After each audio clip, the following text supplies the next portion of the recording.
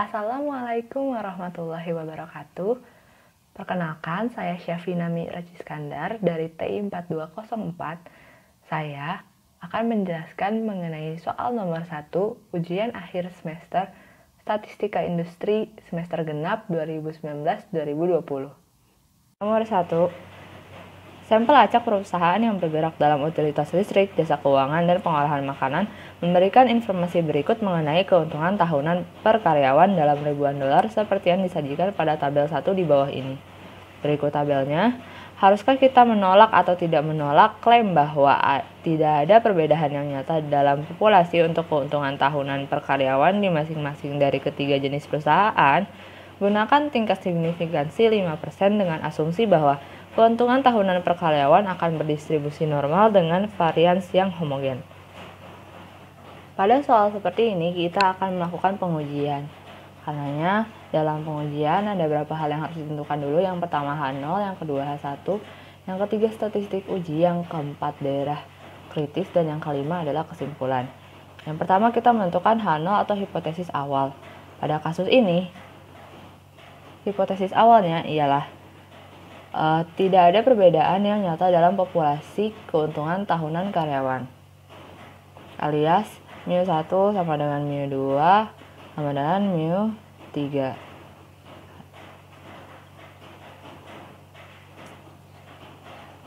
Selanjutnya kita akan menentukan H1, yakni kebalikan dari H0, di mana H1 berarti mu1 tidak sama dengan mu2 lalu tidak sama dengan mu3, yang artinya terdapat perbedaan yang nyata dalam populasi keuntungan tahunan karyawan.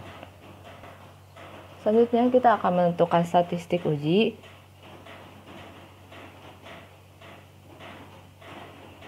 Pada statistik uji ini yang digunakan pada kasus ini adalah uji ANOVA atau uji F. Dikarenakan pada soal diketahui bahwa data berdistribusi normal dengan variansi yang homogen. Pada kasus ini, F-nya ini memiliki nilai yaitu MSK dibagi dengan MSE. Dan kata lain, MSK itu merupakan SSK dibagi dengan K-1 dibagi dengan SSE per K kali N-1.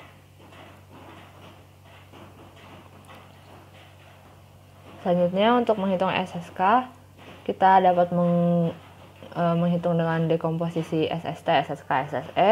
Yang pertama adalah SST. SST memiliki rumus sigma Y kuadrat dikurangi Y kuadrat per N. Sedangkan SSK memiliki rumus sigma Y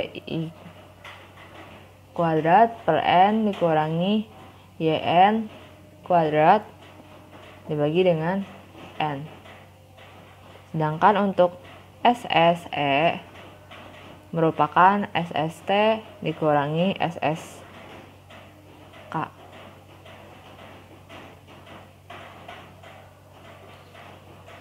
Selanjutnya untuk mempermudah perhitungan dibuat tabel seperti ini di mana terdapat komponen jumlah secara vertikal dan secara horizontal dan juga rataannya.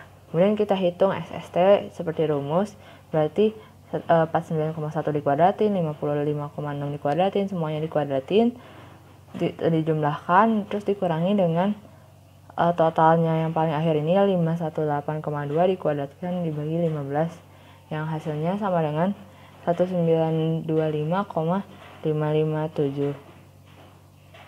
Nah, selanjutnya untuk yang SSK ini merupakan totalnya dikuadratin dibagi dengan jumlah anggota tiap jenis companies. Nah, ini 191,5 dibagi dengan 5, yang ini 191,3 dibagi 5, dan ini 135,4 dibagi dengan 5. Setelah itu dikurangkan dengan total keseluruhannya dikuadratkan dibagi 15. Kemudian jika dihitung didapat hasilnya ialah 418,137.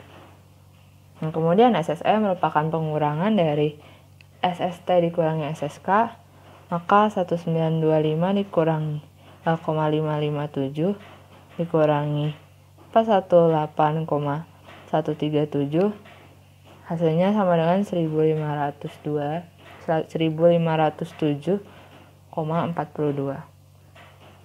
Tapi belum selesai sampai sini. Selanjutnya kita akan menghitung MSK dan MSE, karena F sama dengan MSK per MSE. MSK sama dengan SSK dibagi dengan K min 1. Di sini berarti SSK-nya 418,137. Nah, ini dibagi dengan derajat kebebasannya, yaitu 2. Karena terdapat 3 kelas dikurangi 1, berarti 2. Jawabannya ialah 209,069. Selanjutnya kita akan menghitung MSE. MSE merupakan SSE dibagi dengan K dikali dengan N-1, di mana K N-1 merupakan derajat kebebasan dari error atau E. Nah, ini tuh merupakan derajat kebebasan R dikurangi derajat kebebasan K.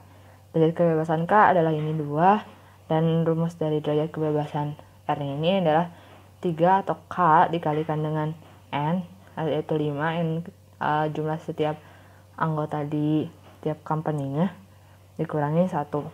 Ini jadi 14. Jadi 14 dikurangi 2 sama dengan 12. Karenanya nilai si 1507 ini dibagi dengan 12. Hasilnya sama dengan 125,618. Setelah ini kita dapat mendapatkan F-nya sama dengan 209,069 dibagi dengan 125,618. Nah, ini tuh sama dengan 1,6643, jadi 664. Di sini F hitungnya segini. Kemudian kita tentukan daerah kritis. Juga kriteria ujinya. Nah, karena ini uji F dengan alfa sama dengan 0,05, kemudian kita punya V-nya sama VK atau V1-nya sama dengan 2, dan V2-nya sama dengan atau VE-nya sama dengan 12. Nah, dari sini kita dapat F 0,05,212. Nah, ini hasilnya adalah 3,89. Dapat dilihat di tabel distribusi F. Nah, karenanya kesimpulan. Karena F hitung sama dengan 1,664, dan ini tuh lebih kecil daripada 3,89. Nah, ini terima tolak H0 jika F hitung lebih besar dari F tabel. Karenanya ini F hitungnya sama dengan ini, sementara ini adalah F tabel, maka H0 diterima. Kesimpulannya, seperti pada H0-nya, yaitu tidak ada perbedaan yang nyata.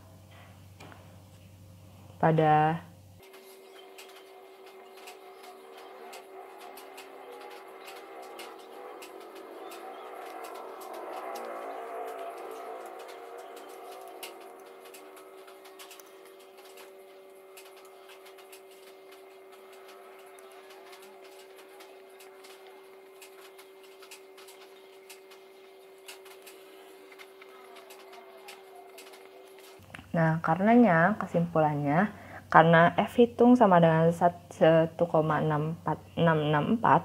kurang dari 3,89 yaitu F tabel, maka H0 hipotesis awal diterima.